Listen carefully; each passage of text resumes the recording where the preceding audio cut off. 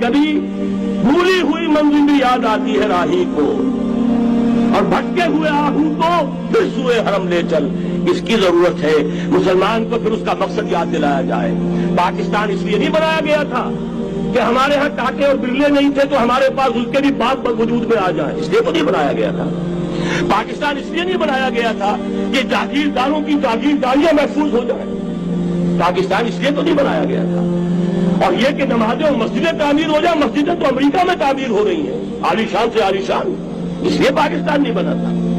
آج بھی مسلمان، میں معذرت سے عرض کر رہا ہوں مولانا سے، آج بھی بھارتی مسلمان کی ایوریج نمازی ہونے کے اعتبار سے پاکستانی مسلمان سے کہیں بہتر۔ یہاں تو جس کے پاس 2 پیسے ہو گئے اس نے سب سے پہلے بل اتار کے پھینک دیا۔ معلوم اچھی طرح سمجھ لیجئے، یہ چیزیں تو وہاں زیادہ ہیں یہاں کی نسبت۔ وہ نظام عدل اجتماعی، وہ جس میں حریت ہو، جس میں عام آدمی بھی خلیفہ وقت کو ٹوک سکے۔ یہ کرتا کیسے بن گیا؟ ایک خاتون بھی کھڑی ہو کر دامن پکڑ لے، عمر تمہیں کیا حق ہے کہ ہمارے محل کے اوپر پابندی لگا رہے ہو، جبکہ اللہ نے نہیں لگائی۔ اللہ قرآن میں تنکارہ کا لفظ استعمال کر رہا ہے۔ ڈھیروں سونا دے دے کوئی شخص اپنی بیوی کو محل کے اندر، طلاق دیتے وقت اس میں سے کچھ نہیں لے سکتا۔ آپ کون ہوتے ہمارے حق کے اوپر پابندی لگانے والے؟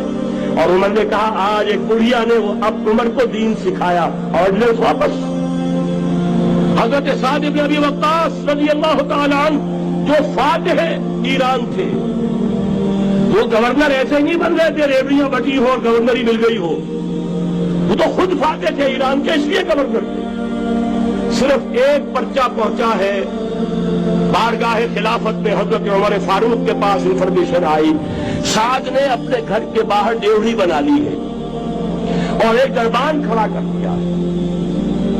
حضرت بلال کو بھیجا ہے رقعہ دے کر، اور یہ حکم تھا کہ بلال پہلے تو جاتے ہی ڈیوڑی میں آگ لگا دینا، پھر یہ رقعہ دینا میرا۔ اور رقعے میں لکھا ہوا تھا اے سعد، لوگوں کو ان کی ماں نے آزاد کرنا تھا، تم نے انہیں اپنا غلام کب سے بنا لیا ہے؟ یہ دربان کھڑا کر دیا اپنے آگے۔ وہ حریت، وہ مساوات کہ جا رہا ہو خلیفہ وقت اور چارج لینے جا رہا ہے بیت المقدس کا، کوئی ذاتی علاج کے لیے نہیں جا رہا، سیر و سیاحت کے لیے نہیں جا رہا، چارج لینے کے لیے بالکل سرکاری وزٹ ہے، آفیشل وزٹ ہے، اسٹیٹ وزٹ ہے۔ اور حال کیا ہے؟ 700 میل کا فاصلہ طے کرنا اور ایک اونٹ نہیں، کوئی انٹوریج نہیں، کوئی خدم و حشم نہیں، کوئی جمبو جٹ بھرے ہوئے نہیں، کچھ نہیں، ایک اونٹنی ایک خادم۔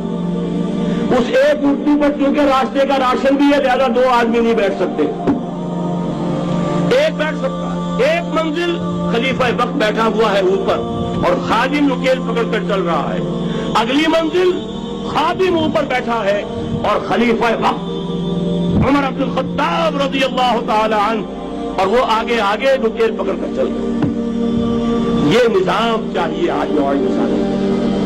اس کے انتظار میں، اس کی تلاش میں نوع انسانی نے کتنے تجربے کر لیے، کیسی چھلانگیں لگائیں، ملوکیت ختم کی، آسمان سے گرا کھجور میں اٹکا، جمہوریت آئی نام نہاد، لیکن وہ سرمایہ دارانہ نظام بن کر آگے سے بڑھ کر لعنت بن گئی۔ پہلے جاگیردار مسلط تھا، اب سرمایہ دار اور کارخانے دار مسلط ہو گیا۔ اس سے نکلنے کے لیے زور لگایا، کمیونزم کی طرف گئے، چھلانگ لگائی، اب ایک پارٹی ڈکٹیٹر بن کر بیٹھ گئی۔ انسان رستم یک بنتا استاد در بندے جگر، ایک چیز سے غلامی سے نجات پاتا ہے، دوسری میں پھنس جاتا ہے۔ اور کیوں؟ کہ وہ نظام عدل اجتماعی جو محمد عربی کو دے کر بھیجا گیا تھا، اس کے کسٹوڈین سوئے ہوئے، اس کے کسٹوڈین کو اندازہ ہی نہیں۔